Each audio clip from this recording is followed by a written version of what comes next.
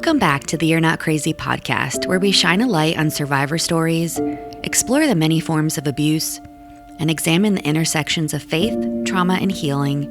I'm Kendra, your host, and I'm so grateful to have you here. Thank you for joining us in this first season and journeying through Lee's story. It's been an honor to hear from so many of you as you've shared how her experiences reflect your own. As we look towards future seasons, you may be wondering if your story could be shared here. While Lee's story focused on narcissistic abuse in a marriage, abuse comes in many forms. You may have experienced toxic or abusive dynamics with a parent, sibling, friend, or even within a church culture or leadership setting. This podcast is a space to explore all these relationships, with a focus on the role spiritual abuse plays in so many of them. If you're curious about sharing, please feel free to reach out at yournotcrazy.co@gmail.com. I'd love to connect and support you on your healing journey. There's no timeline yet for season 2, so be sure to subscribe on your preferred streaming platform to stay updated on future episodes. Thank you for listening and being part of this community. A quick note, each interview reflects the personal perspectives and experiences of the guest and does not necessarily represent the views of myself, Cass, or the podcast. Today, we're welcoming Pastor Warren Lamb to the podcast. With over 35 years of experience in pastoral ministry, Pastor Lamb is a certified biblical counselor, theology professor, and author. His journey began with a PhD in clinical psychology from the University of Washington and a career as a psychologist. Pastor Lamb brings expertise in addressing trauma, abuse, and sexual brokenness. His book, Beyond the Veil, Exposing the Evil of Domestic Oppression and Providing Hope, equips churches to recognize and respond to the rising issue of domestic oppression within their communities. As the founder and director of Truth and Love Biblical Counseling, Pastor Lamb has developed and provided specialized training for churches, including guiding congregations through the aftermath of leadership moral failures. A frequent keynote speaker, he is deeply committed to equipping the church with tools for lasting transformation. Please join me in welcoming Pastor Lamb to the podcast. Okay, well, thank you so much for being here with me today, Warren. It's an honor to meet you. I think it's so amazing that you were such a key part of Lee's story. When she told me about your role in her story, I just was incredibly grateful. What a difference a pastor and a spiritual leader and a counselor makes, that when they're educated in this topic and know how to give sound, good advice, it literally can be life or death sometimes, the advice we get in these situations. So I'm so thankful for all of the contributions that you continue to make just in this field of work. And I would love for you to kick off by answering kind of what is domestic oppression. I'd never heard that term until Lee's interview, and I'm so fascinated with how you frame this up for us. So can you just kind of explain that? Yeah, I was the only one talking about domestic oppression for years and years and years. And I would mention it and people would turn their head sideways and go, well, what's that? And then I was at a conference talking about doing a workshop on it, and I had several people come up to me and say, we need you to write about this. But domestic oppression is an ongoing pattern of intimidating and domineering behavior that one family member employs to control others, primarily their spouse. And it's systematic, it's intentional, and it's an exercise of unjust authority or power within the home. And I say it's particularly insidious because it's the seedbed, it's the foundation for every other form of abuse. So while it doesn't leave physical marks, domestic oppression causes untold damage to the human soul, the core person, because it's systematic tyranny, emotional coercion, dehumanization, objectification, and manipulation. It objectifies one person. They're not even seen as a person. They are merely a resource or an obstacle to that person's primary goal in life, which is power and control. Right. Yeah, it really is super damaging to the core of who they are. I love how you just explained that, because that's so true. And as a survivor myself, I can totally understand what you're saying. So what I appreciate about this term and this education that you're bringing forth is that it obviously is so common for Christians or for the church to only acknowledge abuse if it's physical abuse. So what are some key signs that someone might be experiencing if they're experiencing this domestic oppression in their home? they're going to be very diminished because they've experienced increasing domination and control over various aspects of their life. So they're going to lack the ability to be decisive, to have their own opinion, to even really be able to say what they really like, what their preferences are. Because their personal choices, clothing, food, everything has been so scrutinized and tightly controlled that they've had to completely turn loose of any personal connection with it. And they're a person that is not able to say no. Saying no is rejecting, and we just don't do that. It's almost as if they've been conditioned that there's not 10 commandments, there's 11. And the 11th commandment is thou shalt never be not nice. So they're not able to be themselves. They don't have any real financial freedom. And because there's no bruises or marks, it's being able to see, who is this person? Are they thriving? Are they vibrant? Or are they just a diminished individual? Do they seem to try to be invisible? That's predominantly what we see. Yeah, and one thing I wanted to point out that can be difficult about all of this is, for me, when I was in full-time ministry while I was with my abusive partner, and in that setting, it looked like I was thriving.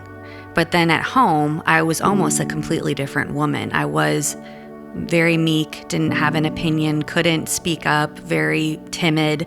So sometimes there's that, what people see on the outside versus what's happening on the inside, which can make it hard to figure out what's really going on for the victim and the people in their lives. Well, the lack of authentic community where people are really one anothering, they're really involved in each other's lives. So seeing each other outside of the canned, organized production, if you will, but seeing each other going to the park or watching the casual interactions, that's where these things will start to show up. Because anybody can put on an act for a while, but if it's not who they really are, they can't maintain it forever. That's true. Because a big part of this podcast, we're obviously really trying to come alongside and support victims and give them validation, let them know that these tactics are so common. There's so many of us in this camp. We're also trying to educate counselors and pastors and leaders if they're open to it, because there is a lot of misinformation and misunderstanding out there. And you've been doing this for a really long time. Long time. So how has the church's response evolved? And then what gaps still remain when it comes to domestic oppression and abuse in the church, and how the church is responding to that? Yeah, more often than not, the oppressor ends up being protected and the oppressed vilified. So in spite of the Me Too and Church Too movements, there's far too many people in leadership in the church who side with the oppressor over the oppressed. A recent case was a wife, over 30 years, finally came forward talking about the horrible verbal abuse and controlling and oppression and the rest of it. And everybody's saying, well, we need to get his side of the story. And my contention is, you've been hearing his side, seeing his side of the story all this time, and now you're hearing the other side of the story. She's not the first one coming forward. He's been giving his side of the story all this time. Now you need to listen to the other side. Because what we find is that, like you mentioned, we talk about abuse and people, well, did he hit her? I'm sorry, that's the silliest question there is when it comes to this, but it's based on ignorance of understanding what constitutes abuse. And oppression itself is a form of abuse. So the fact that they're not able to properly label it, another factor I think is, if you can't prove beyond a reasonable doubt that this is happening, then we're going to assume that it's not. That's backwards. That is backwards. You're not in a court of law with criminal proceedings. This is different. This is what's happening relationally in these people's lives. But what I've seen in the last few years is more resources are being produced. There's more training starting to come online and be available. And the understanding that domestic oppression as relational trauma is becoming better addressed. It's slower than many of us would like, but I'm grateful for the shift that is taking place. When I published my book, Behind the Veil, Exposing the Evil of Domestic Oppression and Providing Hope, I was the only one using domestic oppression language. Then all of a sudden it started becoming more evident. And I just watched God weave that in, and all of a sudden, okay, yes, oppression is a very real thing. Because what the Bible only uses the word abuse 6 times, but it talks about oppression throughout. And when we look at oppression and we look at what we call abuse, they're the same. So the fact that we're starting to recognize this, that's a win to me. Yeah, definitely. I want to ask you, because I do agree it's so common that church leadership will tend to rally around the perpetrator and maybe see the victim as the villain in some cases. Why do you think that happens? Well, people assume that what they're hearing and seeing is reality. We have to understand that these people are expert at role camouflage, of presenting what people expect to see. I say the church is a target-rich environment for these emotional predators, because everything that the church teaches about being Christian is what these soul predators want to feed off of. So it's not the mouse's fault that the serpent wants to eat it. It's not the prey's fault that there's a predator that wants to prey upon it. So we have to target the predator, not the prey. But it's backwards. It's like, well, think about it. Well, what did you do to antagonize this? What did you do to cause this to happen? Are you kidding me? Nobody causes somebody else to do evil. That comes out of their own heart. And Scripture tells us that. It's out of the overflow of a person's heart that these things come. They're not caused externally. External things can be a catalyst, but they're not the cause. And so people see what they expect to see, and it's pernicious. Because you'll have somebody, they're a pastor, they're an elder, they're a ministry leader, they're a Bible study teacher, and they're very eloquent in Christianese. They've got it all down pat. And so they've got their script, they have it memorized, they speak the script, and everybody just nods their head and says, yeah, that's exactly what we expect to see. So this must be the truth. And nobody, not nobody, but almost nobody looks behind that or beyond that. Yeah. So true. So you've used a couple terms, which I want to circle back to, but I do want to talk about the role of authority and oppression, because this is where, secondary trauma comes into so many victims. That's a big part of this podcast as well. You have someone who's experiencing abuse. Is so common to have it happening with a spouse, but it could also be in any relationship. And then church leadership steps in to provide counsel and support, and often ends up giving very poor counsel and support, and that secondary trauma comes into the victim. And sometimes people don't survive that very well. Sometimes they go back to the abuser, or they end up just really spinning out from that experience. So I'd like to know, how can people discern the difference between healthy leadership and kind of that oppressive domination in relationships or institutions? Like, how do you differentiate in that situation? It's the language that we use. There's a pervasively gross and confused misunderstanding about authority, what it is, who has it, how it's to be used, especially in Christian circles. We have to understand that biblically, authority and leadership are always for the good of those being led, never for the benefit of the one in leadership. So Scripture talks about servant leadership. One of my favorite books is titled, Lord, They Smell Like Sheep. Well, it's not talking about the sheep. It's talking about the pastors and elders, because they move in and among the sheep, and the sheep rub up against them, so they smell like the sheep. It's relational. But this idea of authority is somebody has authority. We never have authority. We're in authority. Scripture tells us, Jesus says, all authority in heaven and earth have been given to me. That leaves none of it out. All authority is his. Now, he delegates that responsibility to different roles. Example, if I'm the mayor, I exercise the authority of the office of the mayor for however long I'm mayor. But when I'm no longer the mayor, the authority of that office is no longer accessible to me. So I don't have authority. I am not authority. I exercise the authority of a role or a position, because that possessive language becomes an identifier. So they talk about the husband's authority, or the husband has authority. Nope, you absolutely do not understand how Scripture teaches this. So what ends up happening is, because their theology of authority is defective, then the theology of a marriage is defective as a result.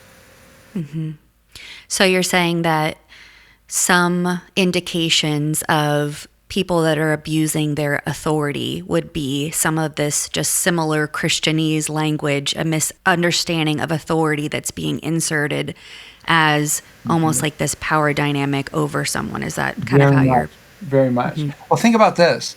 Jesus had the authority to grab us by the front of the shirt and say, you better obey me. But he doesn't do that. He says, if you love me, you will obey my commands. That's Christ-like leadership. It says love doesn't demand its own way, and he gives us a perfect example of that. So if you've got somebody who's demanding their own way, that tells you they do not understand Christ-likeness, let alone Christian authority. Yeah, we could talk a whole lot about that, but I'll go on to the next question. I have a whole chapter on it. Okay. Let's talk about re-traumatization, because I just referenced that, which I'm sure you see that so much with, people that you work with. So what can friends or family or, community leaders do to avoid re-traumatizing victims that come forward with their story of oppression or abuse? The first thing is believe them when they come forward and take what they share with you seriously. Take it at face value.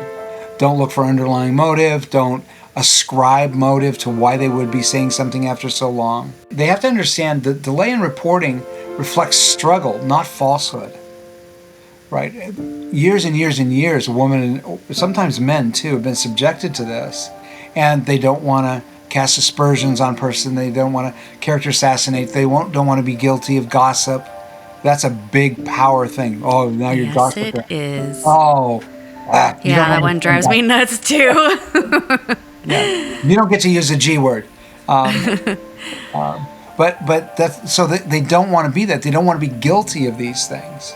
There's another thing that has to happen is do not assume that there's shared responsibility in this abuse. Right? You did this, so that caused this to happen. No. Her getting fed up and saying, I'm not doing this anymore, may serve as a catalyst for him rising up and all of a sudden becoming violent where he hasn't before. But it's not the cause. The cause is his own heart. So do not assume there's shared responsibility or even culpability. So, and then we have to prioritize the victim's safety over marriage preservation. One of the things I say often is, Jesus said, I came to set the captives free and to preserve marriage at all costs. Nope, that is not what he said. He said, I came to set the captives free and send the oppressed into liberty. So marriage isn't his priority. It's the safety and liberty of those who are oppressed that's his priority. It needs to be ours too. Yeah. We also have to understand that they're going to need very patient, long-term, slow trajectory, transformation and process. And this is a process. It's not an event. It's not a one and done. And they'll have times when they'll dip really low and seem like they're going backwards, and other times when they seem like they're making really good progress. It's like any form of trauma. The thing is, this type of intense, up-close relational trauma is so pernicious because it's a violation of the marriage covenant vows. The person is promised on their life to love, to honor, to cherish, and to remain emotionally and physically pure and devoted to you and you alone. Well, they've been violating these for years. So you have this ongoing slow murder of the marriage covenant, which the person's counting on. But if you don't understand that this dynamic is at work, it's not, oh, you just aren't getting your own way, so you're bringing this problem. That's not what's happening. Most often what we see is like a wife comes forward and she's really downplaying things. She's apologizing for even being there. And she's feeling uncomfortable. She's feeling somewhat guilty for even bringing this up. When I see that, it's not she's trying to hide information, she's trying to not overdo it.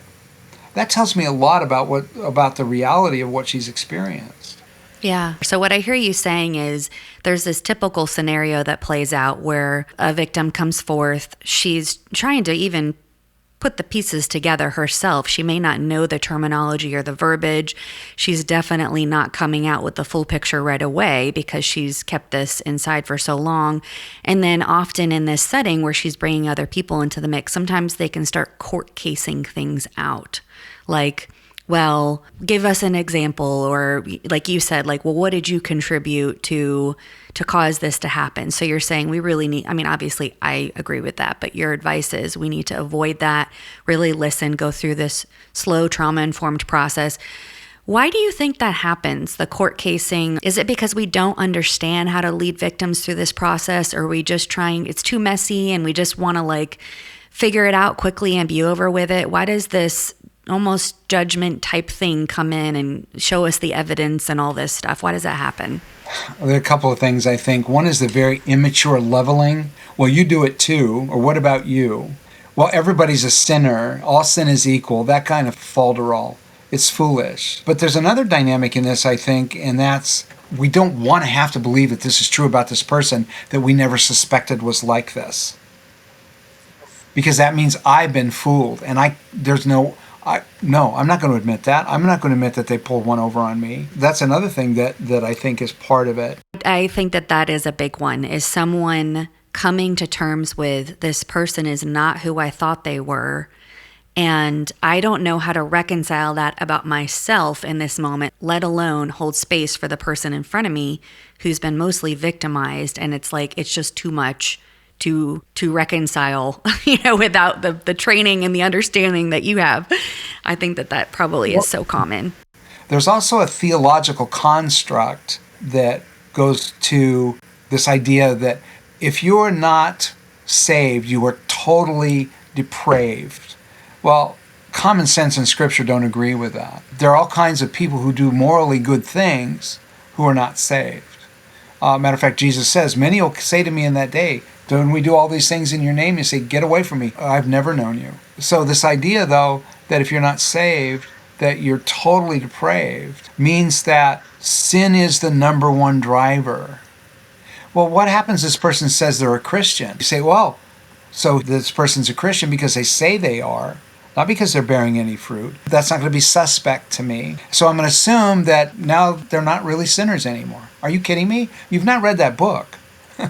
There's an ongoing struggle for everyone, saved or not, between what is good and right and what is evil and wicked. People get so theologized, they don't think it through to a practical theology, which is what we really try to bring in our conversation. Yeah, so I hear you almost highlighting one of the main points from Lee's story that we talk about in episode 1, where it's using faith as labels. So, Jack was obviously a pastor, talking the talk, having the position, doing the things he needed to do in front of people. So everyone just assumes this person has this character, this person has this integrity. Behind closed doors, that's not what's going on.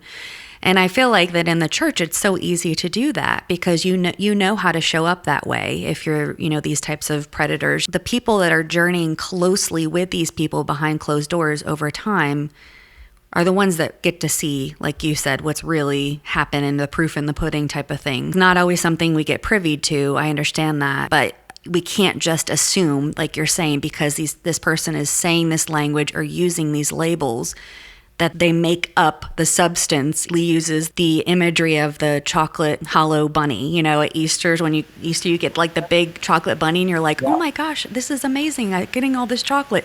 And then you bite into it and it's hollow. There's no substance there. Yeah, it's like the perfect imagery for what you're describing, I think. Absolutely. Okay, so I want to hear you talk a little bit more. You've said it in this interview, but I would love to hear you define this a little bit more about the concept of an emotional predator. And it's really central in so many of the concepts in your book. And so how can people identify these behaviors or recognize what is an emotional predator and how do we know one?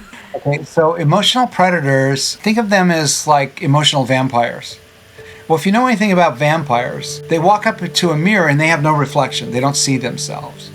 And so one of the first things you notice is that these emotional predators really have no emotional content to their own life. They're not emotionally connected to their own life, their own story. They don't really share, they narrate, they report. And they will project onto the person with them what is actually going on with them. Why are you so angry? You're such an angry person. And the person they're saying this about is like, I'm fine. What? But the predator knows that somebody in this conversation is angry. It can't be them because they can't see themselves. So that's one of the number one tells that you see. They will talk about the other person with this very eloquent, pejorative language about their character that really is about them, because they don't dare admit that's who they really are. But they lack empathy, they lack compassion, lack true care. They're really not interested in other people. Matter of fact, other people in their life are either resources or obstacles. They don't see their humanity. Other people don't have legitimate needs to be met. I'm the only one who does. So these are just themes you consistently see. Yeah, so oftentimes, like, they're the victim, and then the things that they themselves are guilty of. And this is part of the crazy-making behavior for the victim, is they're getting this extremely concluded, certain verbiage sent their way about things that they don't feel like they're doing, that they're actually seeing in this other person, but this person is blaming them for that. And over time, when you get fed that over and over again, you do start to think, gosh, like your example, am I angry? Like, am I really doing this? And it's a crazy making tactic, because you're thinking, well, I feel like you're doing this, but you're telling me that I'm doing it.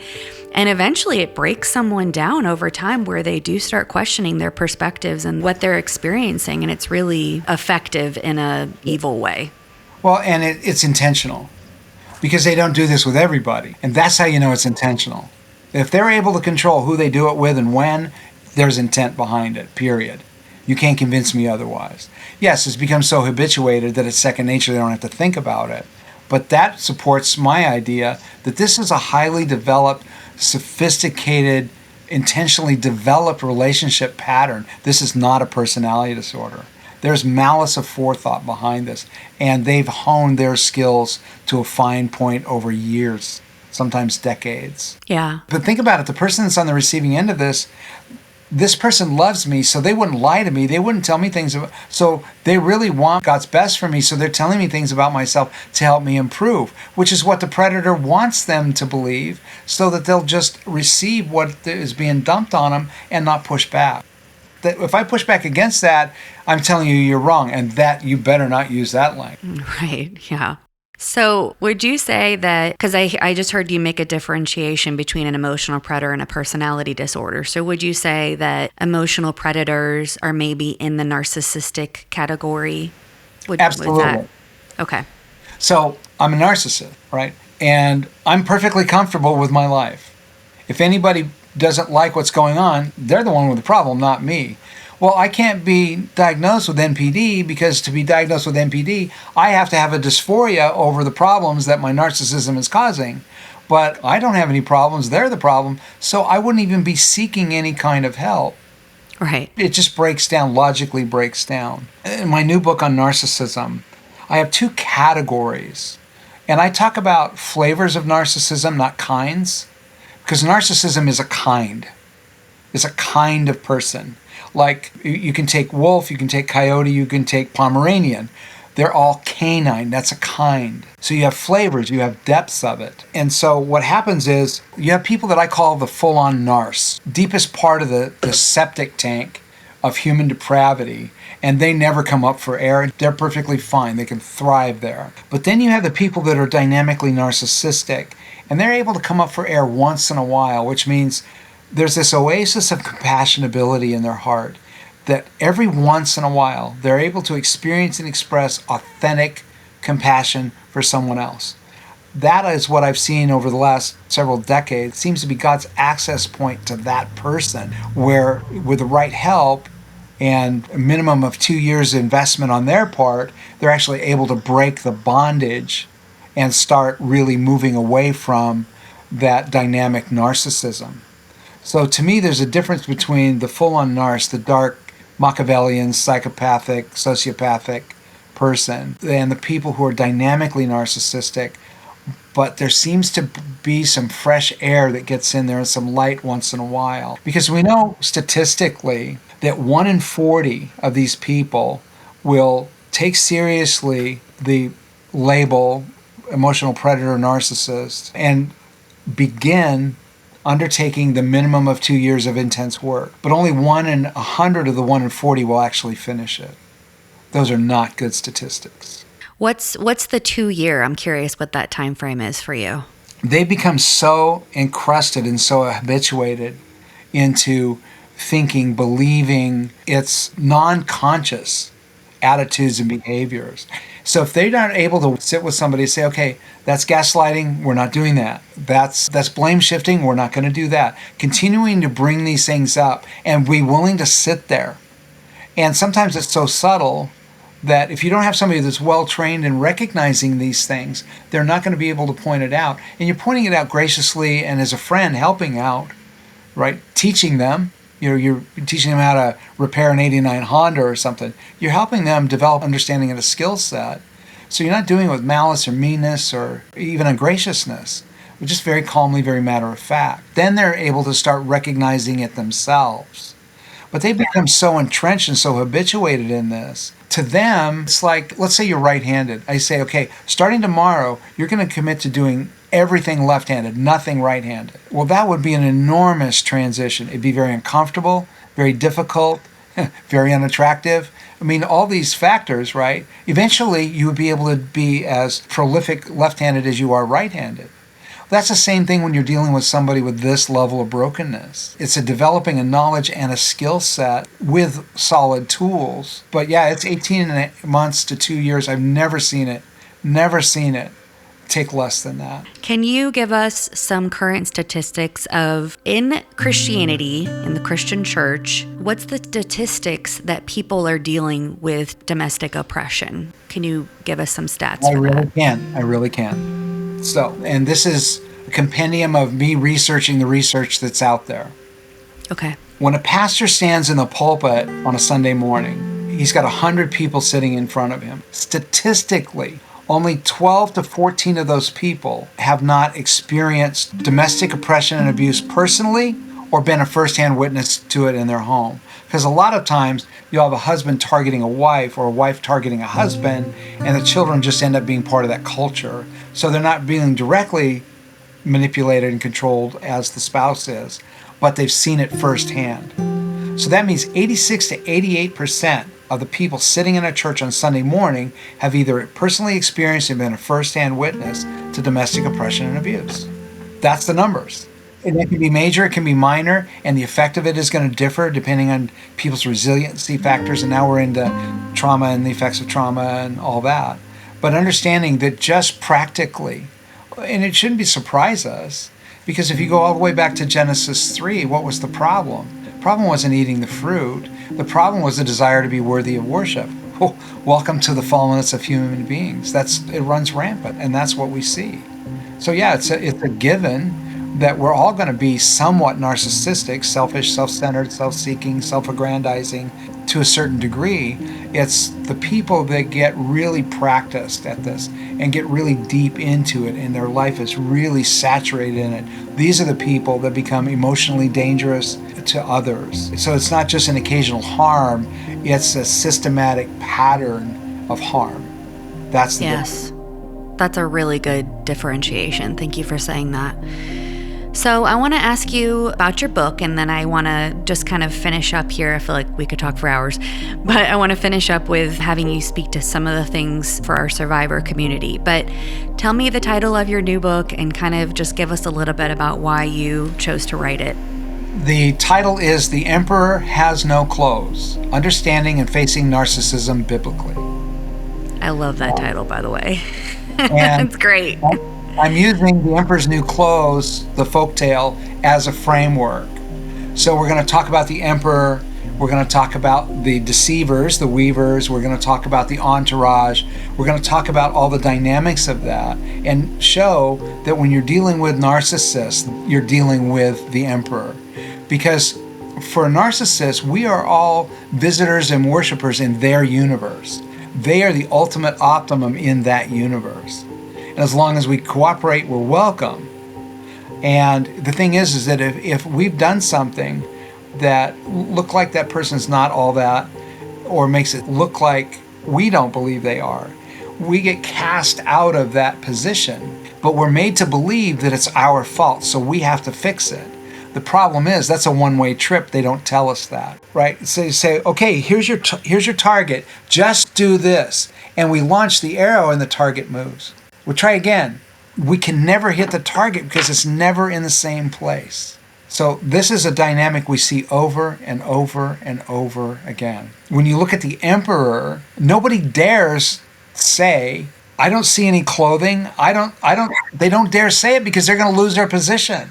I have a whole chapter in this book on the emperor's entourage, because some of the entourage of the emperor agreed with the little boy, yeah, the emperor's naked. And some of them said, oh, no. And they continue to march in the parade. That's what we see. Because one of the things I talk about often when in counseling, I say, look, you're the little boy in the story saying the emperor has no clothes, and you're going to be vilified and demonized for speaking the truth, because the truth is the most terrifying thing to people like this. Because then they're really revealed for who they are, which is anathema to them. Yeah. So that's why I'm using this as a model. And it's set out as a Q&A type thing, kind of like we're doing here. I've had so many conversations like that. It seemed like the best format to follow. That's so great. I will never read that book the same ever again. Okay, well, I want to kind of conclude with just talking to our survivor community, because I know that's so much of who is listening to this podcast, and we always want to make them feel validated and seen and understood. And some people are still in an abusive relationship and they don't really quite know what's going on. They just know, gosh, this is getting harder. It doesn't seem to be getting better. I feel exhausted. I don't understand. And then obviously we have people that have kind of left, and leaving has its own set of challenges. But can you share, just kind of for people that, let's start with that first group that feel kind of still trapped in domestic oppression, what can be like a first step they can take to kind of start to move forward and go down that path of freedom?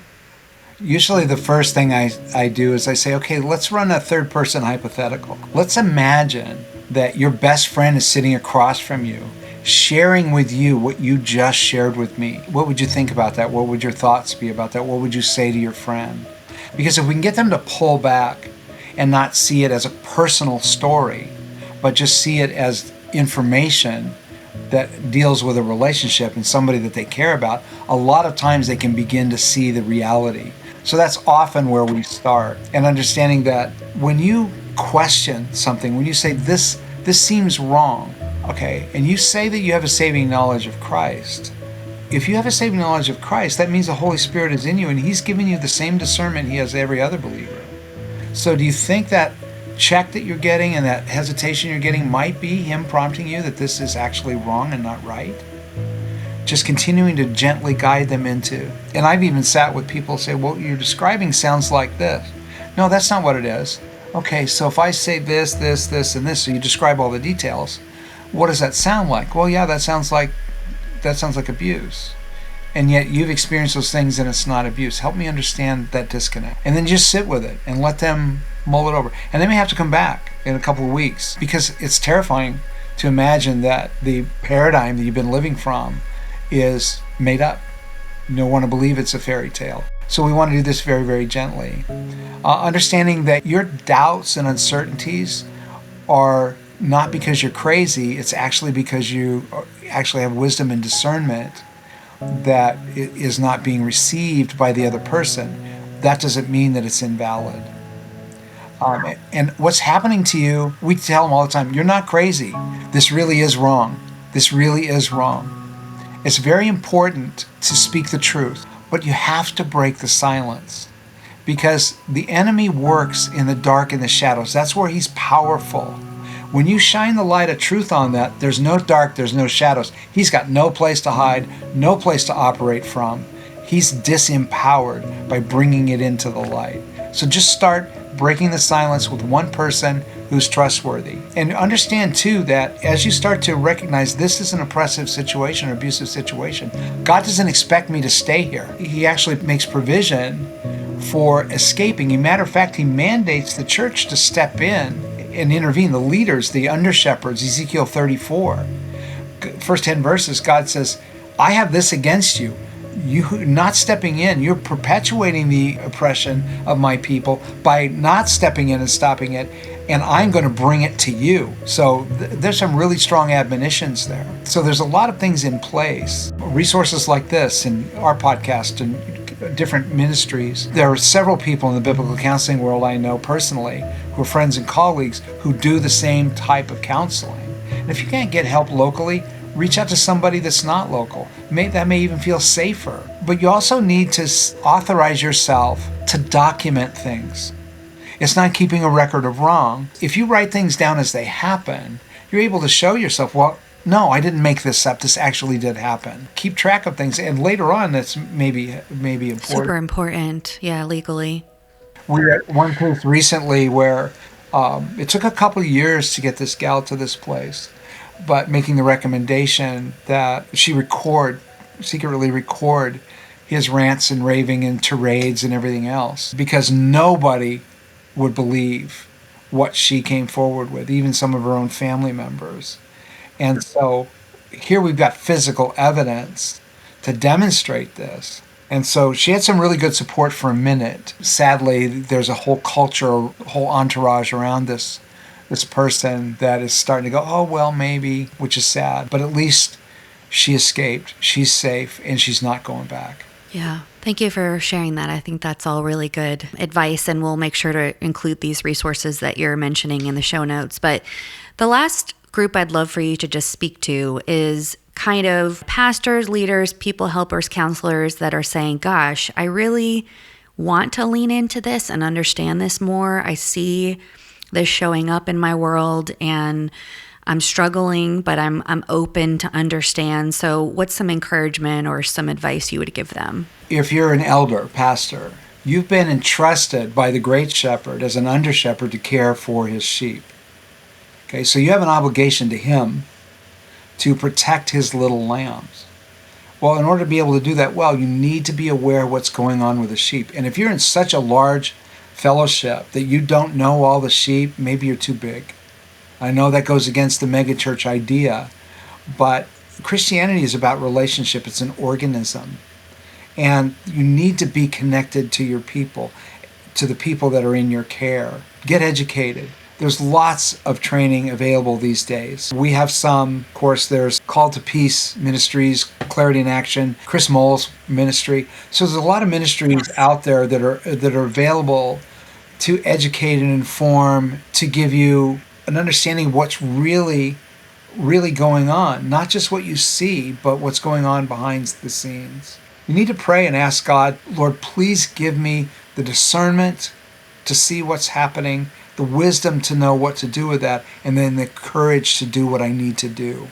Because it's inconvenient. We've gone to leadership teams at churches and said, well, this is the training that we can provide you. We've been told. We don't dare talk about that here like that because we won't be able to handle the flood of people coming forward. Well, if you know it's that rampant, why are you not doing something with it? Both heartbreaking and it's angering. It's like, are you kidding me? Wow, that's so sad. So they acknowledge it and see it, but they can't initiate an action plan because it's too overwhelming. They feel like they're going to be so overwhelmed they won't know what to do with it. Yeah. You have to trust that these are his little lambs. He wants to provide care. We're one resource of many that's available to help you. Mm-hmm. Don't say no. Say yes and watch what God would do. And the churches that we've seen do that have ended up with this safe culture and a culture of care, which is that's what the church is supposed to be. Absolutely. Yeah. And if what else are we doing if we're not doing that? Right. Well, if the church isn't a safe haven for the oppressed, we're not really the church. Right. So. Yeah. Thank you. Okay, so when's your new book coming out? The goal is to finish the final draft in December. So hopefully we're looking January to the 1st of February. Okay, well, we'll make sure to, like I said, post in the show notes where people can look for that. But thank you so much, not only for your time today, but genuinely, I am so thankful for what you've done, the investment you've made, as a fellow survivor and also someone who's so passionate about this cause. Having a man with your credentials is so, so, so helpful and encouraging. And I can tell your heart is just so caring and passionate about these topics. So I've truly enjoyed meeting you today. Thank you for how you supported Lee. Thank you for how you supported thousands of other victims, because I know you have. Keep doing what you're doing. Thank you. It's a delight for me to be here. It's an honor, of course, to be asked. Anytime I get a chance to educate people about the reality of domestic oppression and abuse and provide some kind of guidance on how to get us out of that quagmire, I'm delighted to have the opportunity. And you're a very good host, easy to talk to, so you made this an easy experience too. Thank you so much. Thank you. If you're curious about sharing your survivor story, feel free to reach out at you'renotcrazy.co@gmail.com. I'd love to connect and support you on your healing journey. And if you've been enjoying these episodes, I'd greatly appreciate it if you could leave a rating and a review. It really helps spread the word about this podcast. Thanks for listening.